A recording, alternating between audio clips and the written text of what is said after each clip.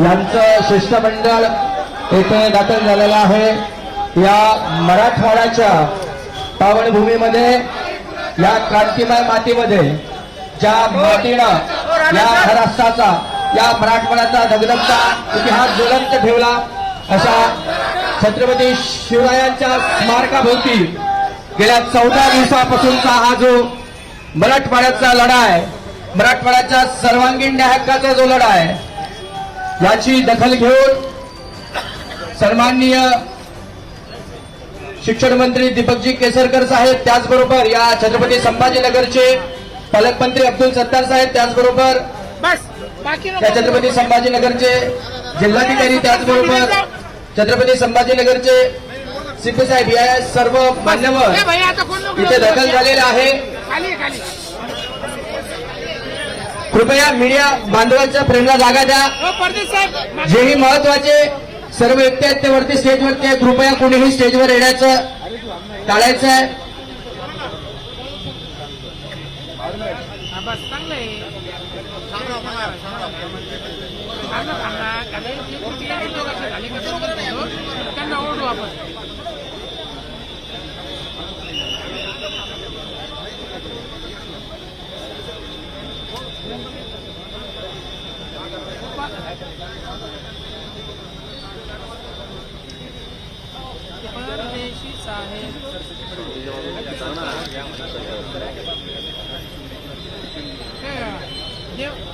परदेश साहेब मला थोडं मागं व्हा।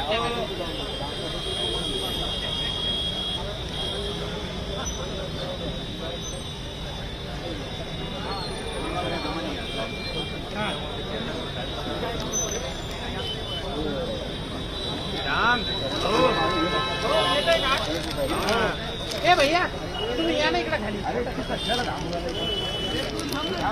तुम्ही या ना। आणि तू तुमची शॅडो येते त्याच्यामध्ये, मग तुम्ही या पायरीवर लोक अडवा ना खाली। काही थोडंसं उशीर आल्याबद्दल मी दिलगिरी व्यक्त करतो। आज एक अधिवेशन होतं सरकारी कर्मचाऱ्यांचं आणि ते कोपरगावला होतं। मी खरं तर सकाळी 5ला विमानाने निघणार होतो, परंतु रात्री 2-2:30च्या दरम्यान आदरणीय मुख्यमंत्री महोदय म्हणाले की तुम्ही दुपारी चला, आणि मुख्यमंत्री महोदयांनी जवळजवळ 1-1.5 तास मला वेगवेगळ्या विषयाच्या संदर्भात मार्गदर्शन केलं आणि तुम्हाला सांगायला सांगितलं आणि तुम्हाला विनंती करायला सांगितलं की आपण आपलं उपोषण सोडावं। आणि त्या दृष्टीने आल्याबरोबर पहिली मीटिंग ही सर्व अधिकारी आणि पालकमंत्र्यांच्या अध्यक्षतेखाली झाली आणि त्याच्यामध्ये छत्रपती शहाजीराजेंचं भव्य स्मारक हे वेरूळ येथे करण्याचं त्या ठिकाणी तो प्रस्ताव लवकरात लवकर मुख्यमंत्री महोदयांकडे जाईल आणि ते एक काम मार्गी लागलं, तो तुमच्या निवेदनाचा एक भाग होता। त्याच्यानंतर आपण जे निवेदन दिलेलं आहे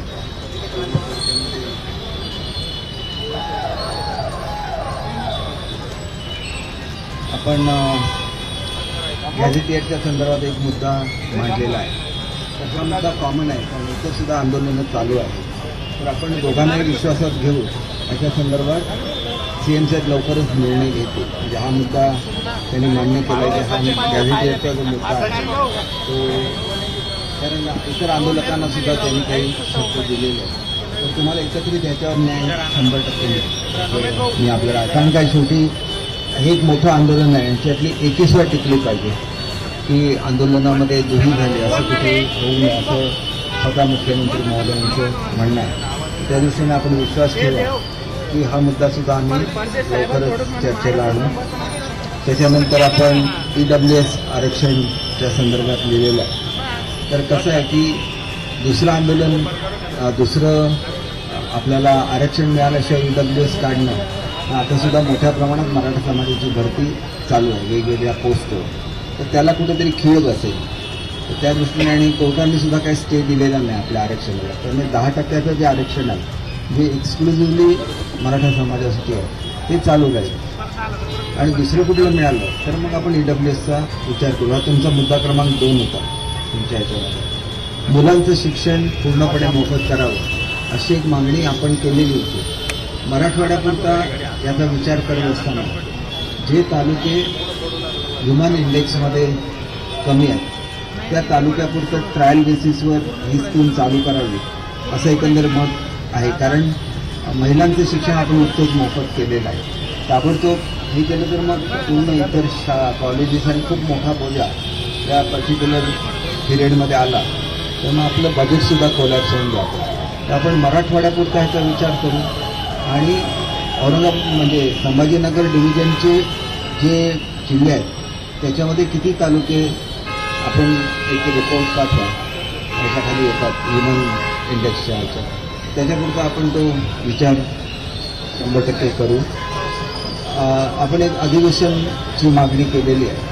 आता आचारसंहिता थोड्या दिवसात लागणार आहे त्याच्यामुळे विशेष अधिवेशन लगेच बोलवता येईल की नाही ते आपल्याला जरा चर्चा करून ठरायला लागेल. राज्यपाल महोदयांशी करायला लागेल, अध्यक्षांशी करायला लागेल, सभापतींशी करायला लागेल. तर त्यांनी त्याचा विचार करतो म्हणून सांगितलेला आहे. अनुशेषच्या संदर्भात त्यांना मान्य आहे की अनुशेष भरून काढला पाहिजे. त्याच्यासाठी ते स्वतंत्र कमिटी अपॉइंट करून त्याच्यावर कारवाई करतील. आपण आत्महत्याग्रस्त कुटुंबांना मदत करण्याचा विषय बोललेला आहे. ती सुद्धा मदत करण्याचं त्यांनी सकारात्मक जीव घेण्याचा मान्य केलेला आहे. त्याच्यानंतर कौशल्य विकास मी कालच आपल्याला बोललो होतो. कौशल्य विकास आपण सुरू करू. काही जर आपण समाजामध्ये कौशल्य विकास केलेली मुलं असली तर त्यांना तुम्ही त्यांची यादी द्या. माझ्यावर आता मी ओंकार कलावडे म्हणून आहे त्यांना घेऊन आलो. ते आमचं जर्मनीला जी मुलं आम्ही पाठवतो त्याचं ते चीफ कोऑर्डिनेटर आहेत. ते तुमच्याशी थेट संपर्कात राहतील. त्या मुलांचे इंटरव्ह्यू त्याच्या काही दिवसात होतील आणि त्यांना आपण लँग्वेज शिकवण्याची वगैरे व्यवस्था करू. तर समाजामध्ये एक चांगलं मेसेज जाईल की आपण समाजासाठी काहीतरी चांगलं केलं आहे. आणि आपण IT पार्कचा जो मुद्दा आहे तो त्यांनी तुमच्या निवेदनामधला आहे तो त्यांनी मान्य केलेला आहे. IT पार्कच्या संदर्भात ते आवश्यक ते आदेश हे उद्योगमंत्र्यांना ते देतील. आता प्रत्येक तालुक्यात MIDC करण्यासाठी जमीन लागते. तर ह्या मुद्द्यावर चर्चा करून निर्णय घेऊ असं त्यांनी सांगितलेलं आहे. त्यानंतर आपण पाणी प्रश्न सोडवण्यासाठी नदी जोड प्रकल्पाची मागणी केलेली आहे.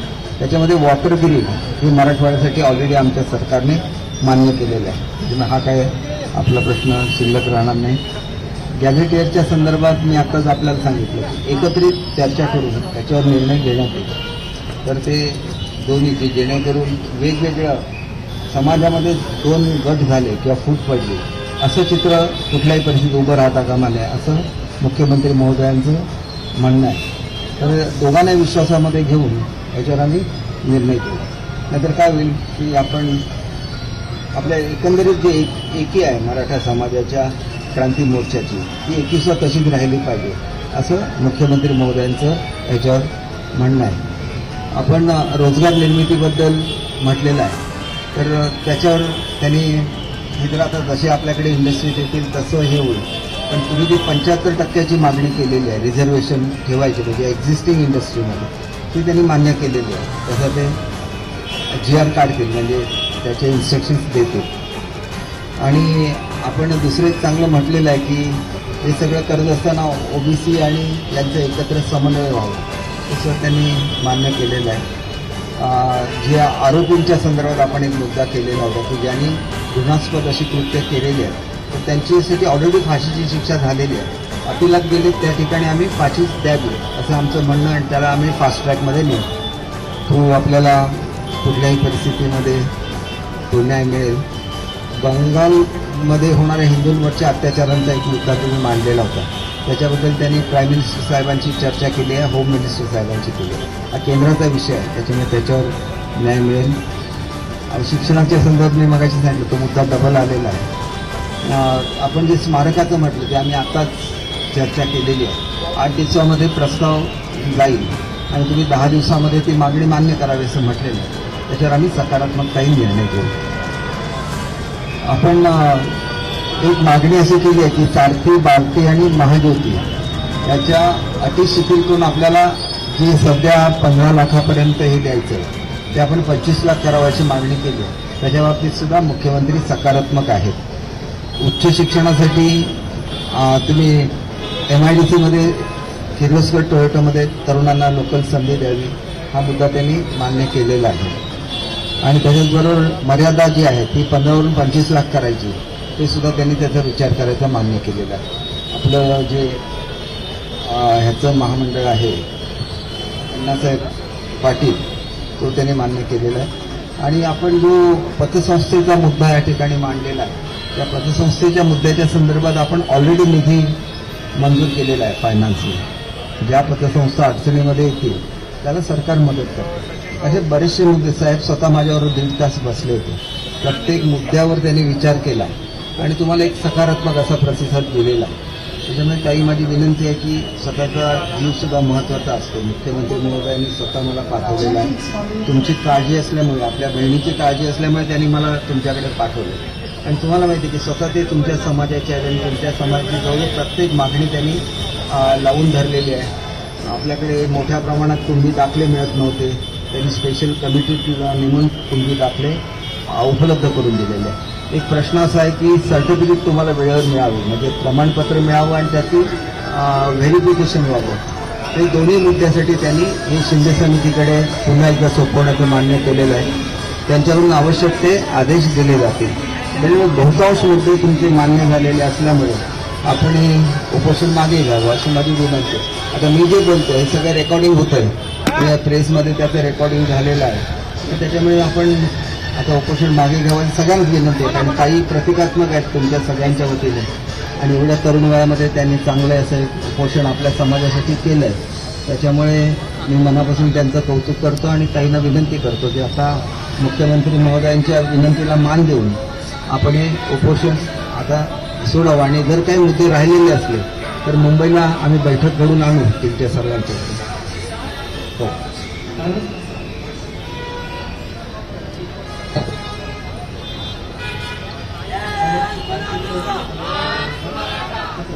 खरं म्हणजे उपोषणाचा 14वा दिवस असेल आज आणि प्रकृती अतिशय ताईंची खालावलेली आहे. आपण आलात निश्चितपणे त्याच्याबद्दल हे कृपया पोलिसांना विनंती आहे, माईक थोडासा वेळ बंद करायला सांगा तिकडचा. तर 14वा दिवस असल्यामुळे प्रकृती खूपच जास्त खालावलेली असणार. आपण आलात आणि मुख्यमंत्री साहेबांशी जी चर्चा झाली त्यावेळेस आपणही होता तिथे. तर त्याप्रमाणे आपल्या भागातील बातम्यांसाठी संपर्क राहुल गुरव 9689322503. चला तर मग आजच संपर्क साधा आपल्या भागातील बातम्यांसाठी. हैदराबादचं गॅझेटियर लागू करावं आणि त्याप्रमाणे कुणबी म्हणून आरक्षण द्यावं. कारण 1884चं जे गॅझेटियर आहे त्यामध्ये सगळी नोंद कुणबी म्हणून आहे, एक पण नोंद मराठा म्हणून नाही. आणि आता जर बघितलं तर सगळे मराठा आहेत, कुणबींची संख्या काहीच नाही. तेच न्याय लावून आपल्याला कुणबी म्हणून आरक्षण देता येऊ शकतं. आणि फक्त यातला एक मुद्दा जो आम्हाला सांगायचा इथे, तर आम्ही हैदराबाद स्टेटमधून इथे आलो आणि हैदराबाद स्टेटमधून इथे आल्यानंतर आमचा फायदा काहीच झाला नाही. आता 2 दिवसानंतर मुक्ती संग्राम दिन आहे, पण उलट आम्ही तिथे जे ओबीसी म्हणून आम्हाला आरक्षण होतं मराठा जातीला, किशोरभूतीच्या अभ्यासक आहे 95 क्रमांकावर त्याचं आरक्षण होतं. तर ते आरक्षण इथं आल्यानंतर आमचं गेलं. म्हणून आमचा प्रश्न हा इतर उर्वरित महाराष्ट्राच्या प्रश्नापेक्षा वेगळा आहे आणि आमचं मेरिट जास्त आहे आरक्षणासाठी मराठवाड्याचं. म्हणजे आम्ही असं म्हणत नाही की इतर उर्वरित महाराष्ट्राला देऊ नये, सगळ्यांना मिळालं पाहिजे, सगळ्यांना आरक्षण मिळावं. पण त्यांच्याबरोबर काय होऊ लागलं की आमचा प्रश्न जास्त मेरिट असतानाही म्हणजे शासनाला सहज शक्य आहे, म्हणजे पहिलं पुनर्जीवित करायचंय, नव्यानं देण्याचा प्रश्नच नाही. तर पहिलं जर आमचं रिस्टोर केलं तर सगळ्या मराठवाड्याला आरक्षण मिळेल. आणि खऱ्या अर्थाने जे म्हणतो आपण शासनाचं काम आहे की दिवा पहिल्यांदा तिथं लावला पाहिजे जिथे अंधार आहे. तर खरा अंधार हा मराठवाड्यामध्ये आहे. हे शासनालाही ह्युमन डेव्हलपमेंट इंडेक्सनुसार आपल्याला सगळ्याला माहिती आहे. ह्युमन डेव्हलपमेंट इंडेक्समध्ये जे सगळ्यात 70 साहेब सगळ्यात खालचे जे जिल्हे न्यून स्तराचे सगळ्यात खालचे, त्याच्यामध्ये महाराष्ट्रातले 9 जिल्हे आणि त्या 9 जिल्ह्यापैकी मराठवाड्याचे 5 जिल्हे सगळ्यात लो मध्ये. तर याला जर आपल्याला ऑपरेट करायचं असेल, आता आपणही पालकमंत्री आहात, साहेब पण आले आणि मुख्यमंत्री साहेबांनी फार सकारात्मक प्रतिसाद दिलाय. तर याला जर ऑपरेट करायचं असेल आपल्याला तर हे आरक्षण गरजेचं आहे. म्हणून मला असं वाटतं की ह्या आरक्षणाचा ठीक आहे एकत्रित पण विचार व्हावा सगळ्या गॅझेटियरचा, पण हैदराबाद गॅझेटियर आणि मराठवाड्याच्या आरक्षणाचा हा स्वतंत्र विचार जर करण्यात आला, म्हणजे आम्ही असं म्हणत नाही की ते आंदोलन वेगळं हे वेगळं, सगळं एकमेकाचं पूरक हे सगळं एकच आहे. पण मग त्याचा जर स्वतंत्रपणे विचार केला आणि मराठवाड्यामध्ये काय झालं की आता इथं अभ्यासक आहेत आपले, तर यांचं फार मोठं कार्य आहे. किती नोंदी सापडलं तुम्हाला?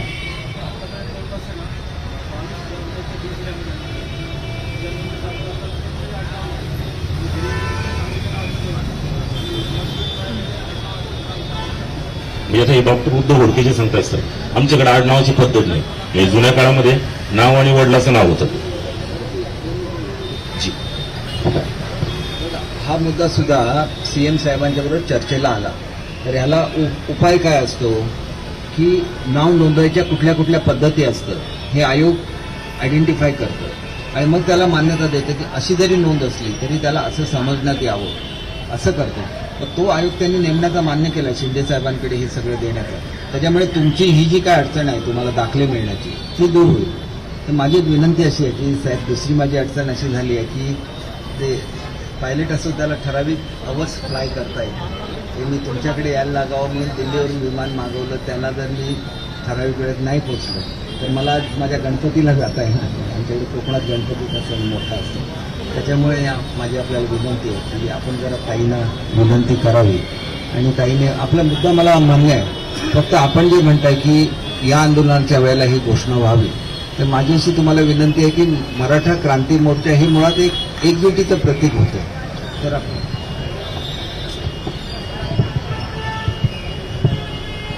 साहेब, आम्हाला तुमची ती विनंती 100% मान्य आहे. तुम्ही दोन्हीही उपोषण करताना एकत्र घ्या किंवा जे उपोषण मनोजदादा करताय त्यांच्या हाताने जरी केलं तरी आम्हाला काही हरकत नाही आहे. आमच्या त्या गोष्टीला कुठेही विरोध नाही. त्या माणसांचा जो त्याग आहे तो आम्हा समाज म्हणून सर्वांना मान्य आहे. आणि हे मी तुम्हाला परत एकदा सांगतो की उपोषण फक्त मराठवाड्यासाठी याच्यामुळे उभा केलं होतं की जे आजच्या कंडिशनला निवडणुकाच्या पहिले आम्हाला न्याय मिळेल असं आम्हाला सर्वसामान्याला वाटतंय. तोच न्याय अपेक्षित ठेवून आम्ही मराठवाड्यापुरतं उपोषण केले. कुठलेही जातीवाद किंवा कुठलंही फूट पाडण्याचं काम नाही. त्यामुळे तुम्हाला विनंती, तुम्हाला त्या बाबतीत काय निर्णय घ्यायचा आहे तुम्ही ठोस आश्वासन द्या. आणि मराठवाड्यातील शेतकऱ्यांच्या, कष्टकऱ्याच्या आणि कामगाराच्या मुलांना तुम्ही शिक्षण मोफत करताय ही आमची मागणी मान्य करा. आम्ही तुमच्या सर्व गोष्टी ऐकायला तयार आहोत.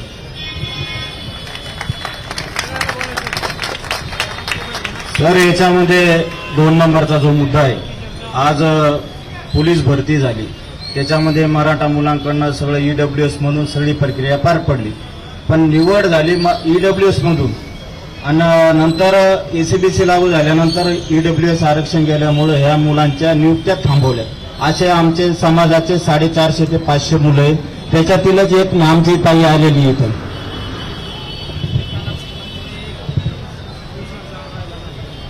बघा, आदरणीय मुख्यमंत्री महोदय हे स्वतः तुमच्या समाजाचे आहेत आणि ते पहिले असे मुख्यमंत्री आहेत की ज्यांनी सांगितलं की एक वेळ माझं पद गेलं तरी चालेल, मी सगळ्या मुलांना परत नोकरीवर घेणार. त्याप्रमाणे 4,500 अधिसंख्य पदं त्यांनी निर्माण केली आणि मराठा समाजाच्या 4,500 मुलांना त्यांनी आपल्या सेवेमध्ये घेतलं. तर 450 मुलांच्या बाबतीत हे सगळी पडताळणी करून आवश्यक तो निर्णय ते घेतील. याच्याबद्दल तुम्ही अगदी निर्धास्त राहा. जे नेते 4,500 लोकांना न्याय देतात ते 450 मुलांना काय अन्याय नाही करणार. तर मग हे जे काय ना, आपली ज्यावेळेला परत मिटिंग होईल त्याला आम्ही पोलीस डिपार्टमेंटच्या लोकांना बोलून घेऊ आणि त्याच्यामध्ये शेवटी अधिसंख्य पदं निर्माण करणं हा कॅबिनेटचा अधिकार आहे आणि मुख्यमंत्री महोदयांनी सांगितल्यानंतर ते अधिसंख्य पदं निर्माण होणार. त्याच्यामध्ये कुठलीही शंका आपण मनामध्ये ठेवू नका. मला जरासं तुमची एक विनंती आहे की आमच्याकडे काय गणपतीचा सण मोठा असतो, मी एवढ्या वेगवेगळ्या ठिकाणी फिरतोय आणि घरच्या गणपतीला अजून गेलो नाही, त्याच्यामुळे तर ते पायलट नाही तर उडणार नाही रात्रीच्या वेळेला. ताईंच्या तब्येतीमुळे मी घाईघाईने आलो इथं. तर ताईंना तर तुम्ही सगळ्यांनी विनंती करा. यातले एक विषय असा आहे सर की वैधानिक विकास मंडळाची स्थापना मराठवाड्याची, म्हणजे होतं काय की सरकार कळवतंय, स्पष्ट सांगायचं म्हटलं तर 5 वर्षांनी त्याचं पुनर्गठन व्हायला पाहिजे. 30 एप्रिल 2020ची गोष्ट आहे की ते संपली त्याची मुदत.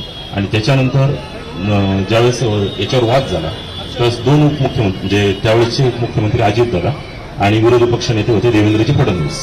तर साहेबांना आठवत असेल, तुम्हाला आठवत असेल, त्यावेळेस चर्चेमध्ये ते म्हणाले क्लिअर की 12 आमदारची जोपर्यंत राज्यपालाची नियुक्ती होत नाही तोपर्यंत आम्ही मराठवाड्याला वैधानिक विकास मंडळ देणार नाही, अध्यक्ष नेमणार नाही.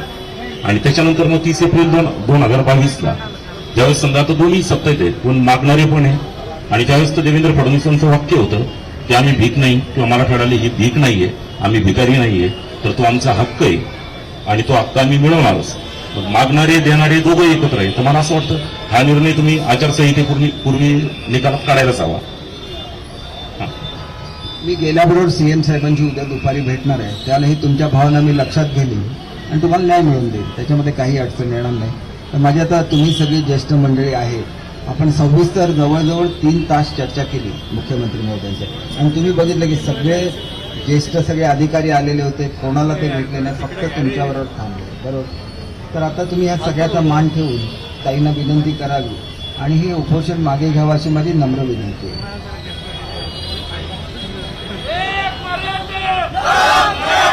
हे बघा, आपण आता आम्हाला 1-2च मुद्दे राहिले, त्यांच्याशी सुद्धा चर्चा करून त्या मुद्द्यावर आम्ही योग्य तो निर्णय घेतो. तर आपण आता ठोस म्हणजे आता जे मी काही सांगितलंय ते सगळ्याचं रेकॉर्डिंग या मंडळींनी केलेलं आहे. तुम्ही रेकॉर्डिंग मागून घ्या, रायटिंग मधलं जरी तरी बदलता येईल, ते रेकॉर्डिंग बदलता येणार नाही. तर तोच पुरावा म्हणून तुम्ही ग्राह्य करा आणि ताईंना मी विनंती करतो की त्यांनी आता हे उपोषण सोडावं.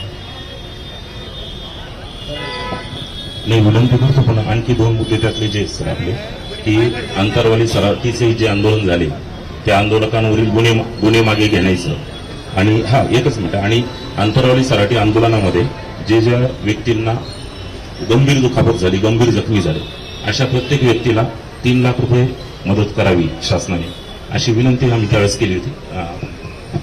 एक गोष्ट अशी आहे की ज्या ठिकाणी गंभीर स्वरूपाचे गुन्हे नाही आहेत ते मागे घेतले जातील. जे गंभीर स्वरूपाचे, कोणी घर जाळलं काय झालं तर ते गंभीर स्वरूपाचा गुन्हा होतो.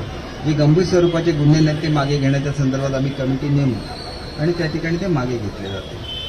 आणि तुम्ही आर्थिक मदत जी सांगितलेली आहे त्याच्यामध्ये ज्यांनी ह्या प्रकरणामध्ये आपले जीव गमावलेले आहेत त्यांना आपण करणार. फक्त अमाऊंट मी इथं घोषित करू शकत नाही, कारण ते मुख्यमंत्री महोदयांचा अधिकार असतो. तर ते ठरवून आपल्याला घोषणा करतील, पण काही ना काही आपण त्यांना निश्चितपणे देऊ. जे जखमी झालेत त्यांना आणि त्या इतरांना तर सांगितलंच की आपण त्यांना मदत करा. मी आता विनंती करतो ताई की आपण थोडंसं ताईंना विनंती करणार.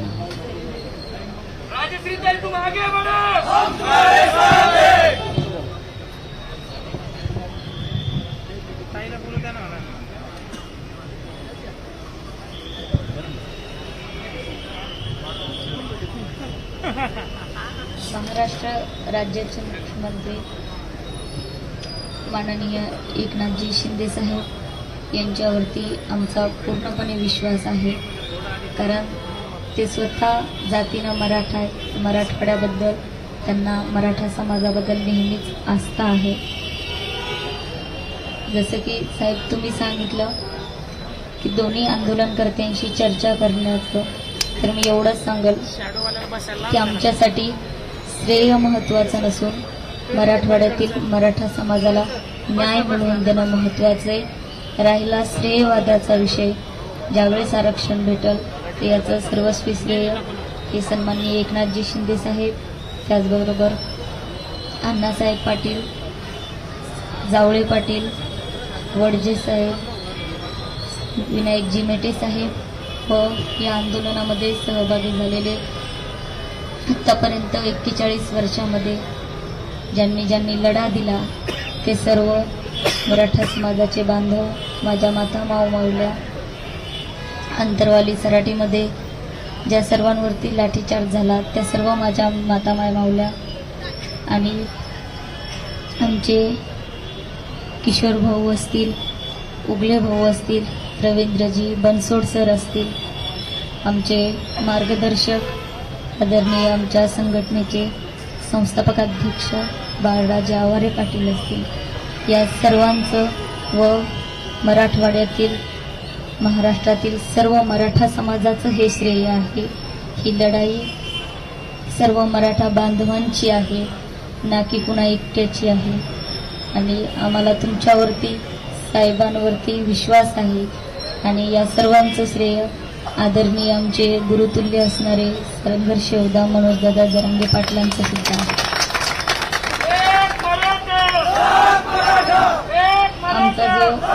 आमच्या ज्या 23 मागण्या होत्या त्यापैकीच्या बऱ्यापैकीच्या मागण्या तुम्ही मंजूर केलेल्या आहेत. आमचं शेवटचं एवढंच म्हणणं आहे की हैदराबाद गॅझेटियर मराठवाड्याला लागू करण्यासाठीचा तुम्ही आम्हाला वेळ सांगा.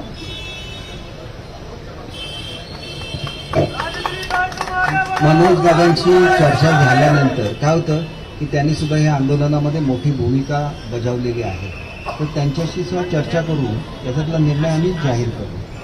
म्हणजे सर्व everything is well that ends well अशी इंग्रजीमध्ये म्हण आहे. तर शेवट गोड व्हावा म्हणून आपण तो एक निर्णय आपण त्यांच्याशी चर्चा करून नंतर आपण घेऊ. 1-2च आहेत ते मुद्दे, त्याच्यावर आम्ही त्यांच्याशी चर्चा करू, ताईंशी सुद्धा चर्चा करू आणि त्याच्यात योग्य तो निर्णय आपल्या सगळ्यांची, ताईंशी म्हणजे आपल्या सगळ्यांची चर्चा करून योग्य निर्णय घेऊ. हां, तर माझी आता विनंती आहे की आपण आता हे आंदोलन मागे घ्यावं.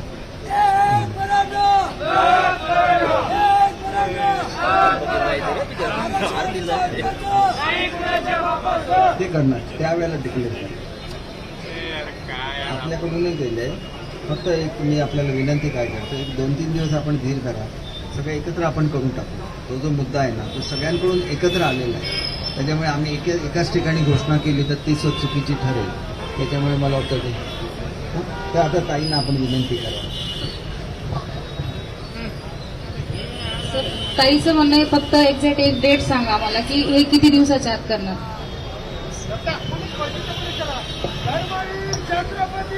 साधारण दोघांचीही चर्चा करून हा निर्णय कशा रीतीने घ्यायचा हे एक साधारण 1-2 आठवड्याच्या आत आपण हे करू. कारण आचारसंहिता सुद्धा लागायची. आचारसंहितेच्या पूर्वी आम्ही जाहीर करू कुठल्या कमिटीकडे द्यायचं काय करू. ते शेवटी मुख्यमंत्री महोदयांचा निर्णय लागेल. पण 2 आठवड्यामध्ये आम्ही हे जाहीर करू, दोघांची चर्चा करू. हो बघा आता ताईंना पाणी वगैरे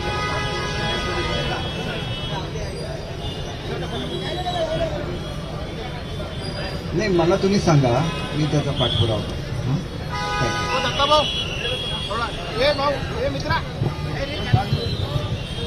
साहेबांना अजून एक विनंती आहे तुम्हाला. आम्ही मराठवाड्यात काम करत असताना 72 छत्रपती शिवाजी महाराज आणि महापुरुषांच्या स्मारकाची मागणी आलेली आहे. तर त्या सर्व ठिकाणचे डॉक्युमेंट्स आम्ही तुम्हाला पोहोच करतो. ते येत्या 10 दिवसात सर्व स्मारकाला मान्यता देण्यात यावी एवढीच तुम्हाला विनंती. आणि त्याच्यानंतर महापुरुषाच्या स्मारकाबाबतीत तुम्ही कुठलीही परवानगी 10 दिवसात सरकारने दिली पाहिजे असं तुम्ही आदेश काढा, एवढी आम्ही तुम्हाला विनंती करतो. सर्वात महत्वाचं जे स्मारक आहे ते आपल्याला माहिती आहे की छत्रपती शहाजीराजेंचं आहे. ते आपण लगेच करून घेऊ. उरलेली तुम्ही लिस्ट द्या, क्रमाक्रमाने आपण त्याला मान्यता देऊ. पालकमंत्री साहेब इथं आहेतच, खरं तर त्यांनी घोषणा केली पाहिजे, पण ते त्यांच्या वतीने मी आपल्याला सांगतो. मी आपल्याला विनंती करतो की आपण जरा ताईंना जरा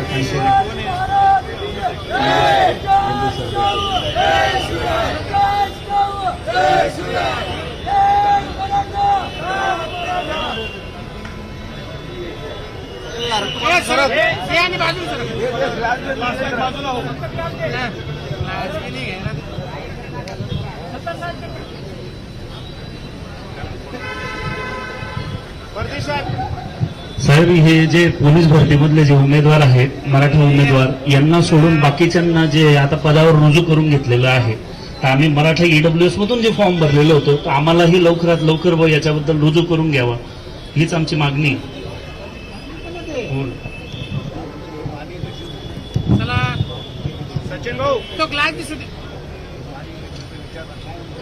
जसं की साहेबांनी 2 आठवड्याचा अवधी आपल्याला दिलेला आहे, त्यांच्या या शब्दाचा मान देऊन उपोषण स्थगित केलेलं आहे. मी मराठा बांधवांना एवढंच सांगेल की 2 आठवड्याच्या नंतर जर का आपला निर्णय लागला नाही तर पुनश्च आपण आपली लढाई त्याच ताकदीने उभं करू. शिवाजी महाराज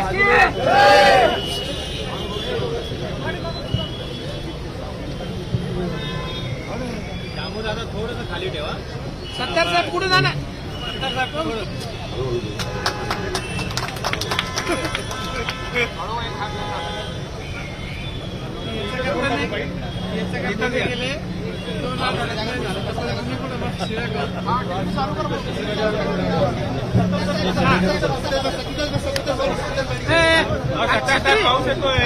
कॅमेरा ऑपरेट करताय. कृपया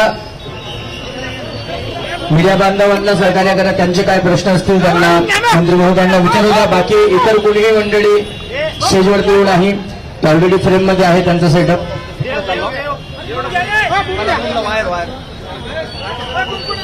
माझा पण घ्या आम्ही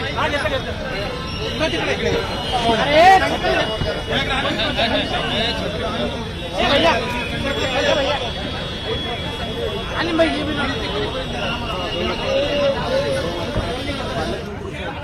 ठेवा ना, तो पण माईक ठेवा.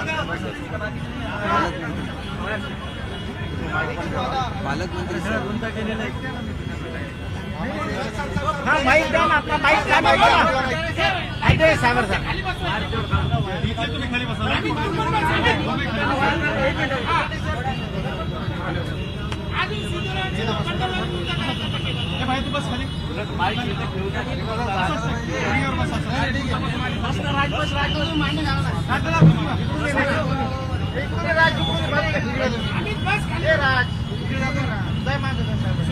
या ठिकाणी राजश्रीताईंनी जे उपोषण केले होतं आणि 14 दिवस आपली तब्येत अतिशय नाजूक असताना सुद्धा त्यांनी आपलं उपोषण कायम ठेवलेलं होतं. या दृष्टीने आपल्या समाजाचं एक शिष्टमंडळ हे काल मुख्यमंत्री महोदयांना मुंबई येथे भेटलं. मुख्यमंत्री महोदयांनी मला बोलवून घेतलं आणि ताबडतोब संभाजीनगरला रवाना होण्याच्या संदर्भातल्या सूचना दिल्या. आणि त्याच्यानंतर काल रात्री जवळजवळ 2:30-3 वाजता माझी मुख्यमंत्री महोदयांची चर्चा झाली आणि त्यांनी मला असं सांगितलं की सकाळी 5च्या विमानाने जाण्याऐवजी तू दुपारी त्या ठिकाणी जा, कारण मला प्रत्येक मुद्द्यावर चर्चा करायची आहे. त्याप्रमाणे त्यांनी प्रत्येक मुद्द्यावर चर्चा केली आणि स्वतः त्याच्यावर कागदावर लिहून मला याप्रमाणे निर्णय आपला असल्याचं सांगितलेलं आहे. स्वतः ते अतिशय संवेदनशील आहेत या प्रश्नाच्या संदर्भात आणि आपल्याला माहिती आहे की 10% आरक्षण देत असताना जगातला सगळ्यात मोठा सर्वे हा त्यांनी 21 दिवसामध्ये करून घेतला. हे सुद्धा एक जगामध्ये रेकॉर्ड आहे की 10 लाख लोक हा सर्वे करत होते आणि संपूर्ण समाजाचा सर्वे त्या ठिकाणी झाला आणि त्याच्यामुळे आताचं जे आरक्षण दिलं हे कोर्टाने त्याला स्थगिती दिलेली नाही आहे, हे सुद्धा वैशिष्ट्य आहे. आणि दुसरी जी क्युरेटिव्ह पिटिशन आपण सुप्रीम कोर्टामध्ये केलेली होती ती सुद्धा ऐकण्याचं सुप्रीम कोर्टाने मान्य केलेलं आहे. हा एक मराठा समाजाचा खूप मोठा विजय आहे. परंतु आपलं मराठी क्रांती मोर्चा आणि एकंदरीतच ह्या चळवळीचं वैशिष्ट्य असं राहिलेलं आहे की सर्व समाजामध्ये असलेली एकी हे ह्या आंदोलनाचं वैशिष्ट्य आहे. त्याच्यामुळे राजश्रीताईंनी मांडलेले मुद्दे, मनोजदादा जरांगे पाटील साहेबांनी मांडलेले मुद्दे, हे दोघांचे एकत्रीकरण करून जी काही घोषणा करायची आहे गॅझेटियरच्या संदर्भात ते आदरणीय मुख्यमंत्री महोदय करतील.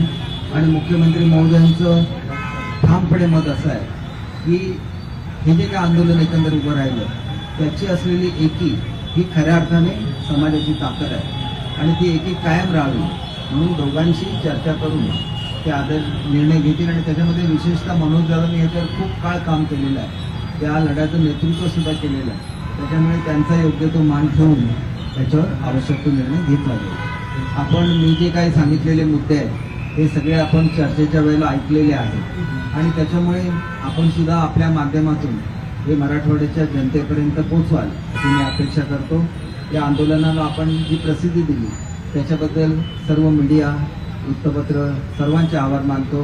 राजश्रीताई आणि त्यांच्या सर्व सहकार्यांनी, हे सर्व त्यांचे ज्येष्ठ सहकारी आहेत ज्यांनी या लढ्याचं नेतृत्व केलं, त्यांनी मुख्यमंत्री महोदयांच्या विनंतीला मान देऊन या ठिकाणी उपोषण स्थगित केलं, त्याच्याबद्दल त्यांचे सुद्धा आभार मानतो. धन्यवाद. जय हिंद, जय महाराष्ट्र. ही जी मराठवाडा गॅजेटियर लागू करण्याची मागणी करून मान्य करण्याचं आश्वासन दिलेलं आहे, तर ही मागणी मान्य करून सगळ्या सोयऱ्यांचा जो जी आर तुमच्या सरकारने काढला मी आपल्याला 2 गोष्टी सांगतो की मनोजदादांच्या ज्या मागण्या आहेत त्याच्यामध्ये सगळे सोयऱ्यांचा जी आर आहे आणि गॅजेटियरची सुद्धा मागणी आहे. इथं सर्व जी लोक बसलेले आहेत कार्यकर्ते सगळ्यांनी एकत्र काम केलेलं आहे. मनोजदादांचे जवळ निकटचे सहकारी राहिलेले आहेत, त्यांना सुद्धा मनोजदादांच्याबद्दल आदर आहे आणि सगळ्यांचंच म्हणणं असं आहे की मनोजदादांचा योग्य तो आदर ठेवून या सगळ्या प्रकरणामध्ये निर्णय घेण्यात यावा आणि आमच्या मुख्यमंत्री महोदयांचं तेच मत आहे. त्याच्यामुळे सगळ्यांचं एकमत झालेलं आहे. तर मला आता खरं तर आमच्या गणपतीला जायचं आहे आणि मला नंतर फ्लाईट उडायची परवानगी नाही आहे म्हणजे आपल्या ह्याच्यावरून सर एक छोटा प्रश्न आहे. मनोज जरांगेंना अनेक आता जे आश्वासनं दिलीत त्यातले बरेच आश्वासनं मनोज जरांगेंना 1 वर्ष आधी किंवा मध्ये दिलेली नाही, बघा, त्याबद्दल काही विचार नाही झालेला. एक गोष्ट अशी आहे की जो सगळ्यात मोठा सर्वे झाला मराठवाड्यामध्ये आणि जो मराठवाड्यातल्या मराठा समाजाच्या हिताचा होता तो कुणबी मराठा याचं रेकॉर्ड पूर्णपणे आदरणीय शिंदे साहेबांनी तयार केलं आणि हे मनोज दादांच्या सांगण्यावरून केलं. ही फार मोठी अचिव्हमेंट आहे. एवढी मोठी मुवमेंट कधी झालेली नव्हती. त्याच्यामुळे ज्या कुटुंबांच्या संदर्भात हे दाखले मिळालेले आहेत त्या दाखल्यावरून त्यांना सर्टिफिकेट्स कशी देता येतील आणि जात पडताळणी कशी करता येईल याची सुद्धा चर्चा झालेली आहे. त्यांच्यावरच्या चर्चेमध्ये आम्ही ते त्यांना सांगू. उद्यापासून उपोषणाला बसतात, उद्या रात्री मध्य शेवटी असं आहे की दादांशी माझे सुद्धा चांगले संबंध आहेत. मागच्या वेळेला ज्यावेळेला ते नवी मुंबईला आले होते त्यावेळेला मी त्यावेळेला उपस्थित होतो आदरणीय मुख्यमंत्री महोदयांच्या बरोबर आणि त्याच्यामुळे मुख्यमंत्री महोदय जी काही जबाबदारी आम्हा त्यांच्या सहकार्यांवर टाकतील ती घेऊन आम्ही मनोज दादांना भेटू. आवश्यकता असेल तर मी त्यांना विनंती करेन की आपण स्वतः मुंबईला या आणि चांगला असा शेवट म्हणजे everything is well that ends well असं म्हटलं जातं. ज्याचा शेवट गोड होतो ते सगळे गोड असतं आणि त्याच्यामुळे तशा पद्धतीने हा प्रश्न मिटावा असं मला वाटतं. मराठा समाजानं अपेक्षा करावी का की हा गोड शेवट होणार आहे लवकर? शेवट 100% गोड होणार आणि छत्रपती शिवाजी महाराज समोर आहे. त्यांना नमन करून सांगतो की मुख्यमंत्री महोदयांनी त्यांची शपथ घेऊन सांगितलेलं होतं की आपण आरक्षण देणार आणि 10% आरक्षण त्यांनी दिलं. एवढा मोठा सर्व करून थँक्यू. आपल्या भागातील बातम्यासाठी संपर्क राहुल गुरव 9689 3225 03. चला तर मग आजच संपर्क साधा आपल्या भागातील बातम्यांसाठी.